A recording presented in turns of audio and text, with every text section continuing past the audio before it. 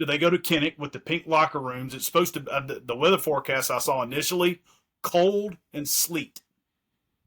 And if that's the case, and Iowa gets that run game going, because this is the same Iowa team that, lost by a touchdown to Indiana. They had Indiana beat. I want to say in that game, Iowa missed a field goal late, and then Indiana got the ball and went down and scored a touchdown in the last minute of the game and won the game. And I think in some ways this is a really bad matchup for Oregon.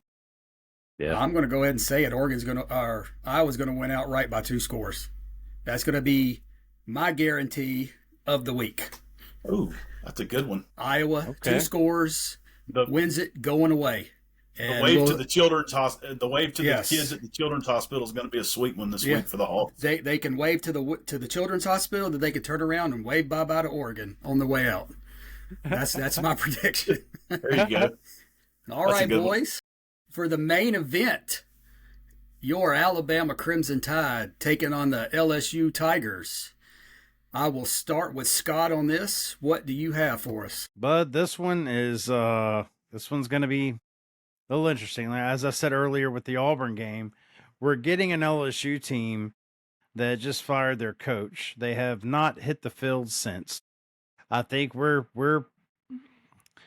don't know a whole lot about what's his name, Frank Wilson. Frank Wilson.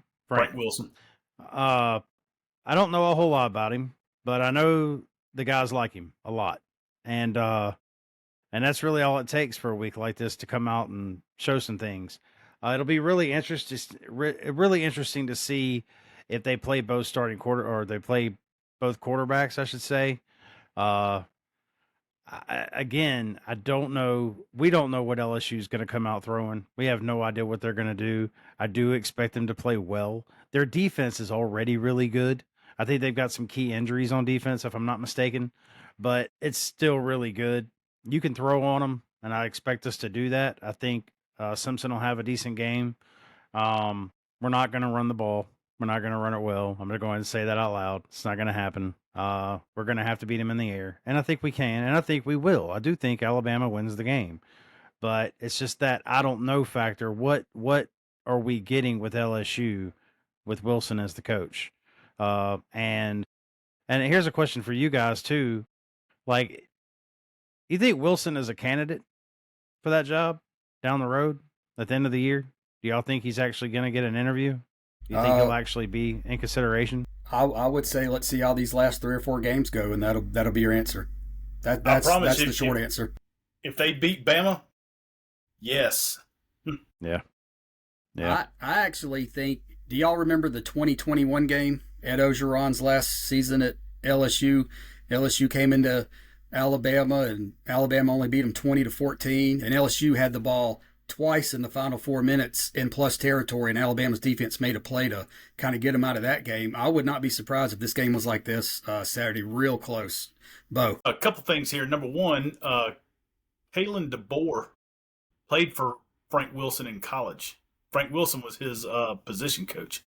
I thought that was pretty awesome. I heard that today. That is. 2, it's Bama. You know they're going to get up for that game, especially the way Bama embarrassed them last year. 3, how healthy is Nussmeier? He hasn't been healthy all year.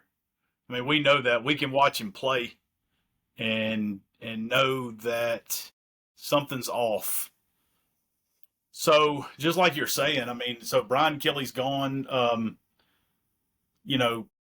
I just wonder if this is one of those things where maybe now that maybe a lot of the players kind of didn't really jive with him and his personality.